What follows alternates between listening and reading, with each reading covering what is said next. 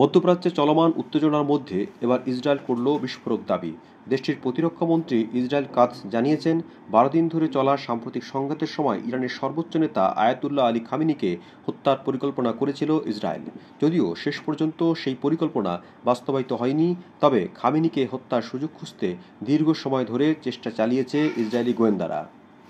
শুক্রবার Israeli public broadcaster কান টেলিভিশনকে দেওয়া এক সাক্ষাৎকারে ইসরায়েল কাতস বলেন, যদি সুযোগ থাকতো আমরা খামেনিকে নিশ্চিহ্ন করে দিতাম, তবে এ ধরনের হামলার জন্য কার্যকর কোনো সুযোগ আমরা খুঁজে পাইনি। পরে ইসরায়েলের চ্যানেল 13কে দেওয়া আরেক সাক্ষাৎকারে তিনি জানান, ইসরায়েলি গোয়েন্দা সংস্থাগুলো খামেনির অবস্থান চিহ্নিত করার জন্য ব্যাপক প্রচেষ্টা চালায়, তবে তার অবস্থান এতটাই সুরক্ষিত ছিল যে সরাসরি হামলা চালানো সম্ভব হয়নি। একই সঙ্গে ইসরায়েল কাতস দাবি করেন, সাম্প্রতিক সংঘাতে যুক্তরাষ্ট্র ও ইসরায়েলের যৌথ হামলায় ইরানের পারমাণবিক অস্ত্র তৈরির অবকাঠামো সম্পূর্ণ ধ্বংস হয়ে গেছে। তার ভাষায়, আমি এমন কোনো পরিস্থিতি দেখছি না যেখানে ইরান আবারও তার পরমাণু কার্যক্রম পুনরায় চালু করতে পারবে। এই মন্তব্যের ফলে আন্তর্জাতিক পরিমণ্ডলে নতুন করে উত্তেজনা ছড়িয়ে পড়েছে, কারণ ইরানের পারমাণবিক কর্মসূচি ঘিরেই বহু বছর ধরে যুক্তরাষ্ট্র ও ইসরায়েলের সঙ্গে দেশটির দ্বন্দ্ব চলছে। তবে ইসরায়েলের এসব দাবি সরাসরি প্রত্যাখ্যান করেছে ইরান। যুদ্ধবিরতির পর আয়াতুল্লাহ আলী খামেনি তার প্রথম ভাষণে বলেন, যুক্তরাষ্ট্রের হামলা আমাদের পারমাণবিক স্থাপনাগুলোর তেমন কোনো উল্লেখযোগ্য ক্ষতি করতে পারেনি।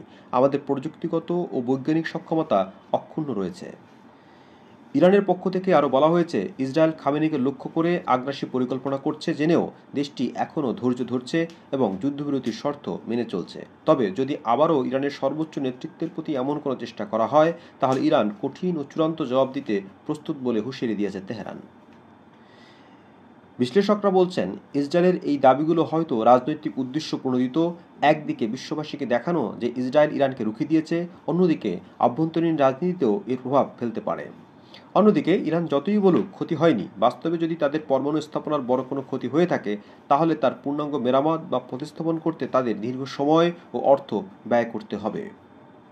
ইসরায়েলের প্রতিরক্ষা মন্ত্রীর এই মন্তব্য মধ্যপ্রাচ্যের উত্তপ্ত পরিস্থিতিকে আরও জটিল করে তুলেছে। খামেনিকে হত্যার পরিকল্পনা এবং ইরানের পারমাণবিক অবকাঠামো ধ্বংসের দাবি এখন আন্তর্জাতিক রাজনীতির কেন্দ্রবিন্দুতে। তবে ইরানের পাল্টা প্রতিক্রিয়া এবং খামেনির প্রত্যাখ্যান দেখিয়ে দিচ্ছে, এই লড়াই এখনও শেষ হয়নি, এটা কেবল শুরু।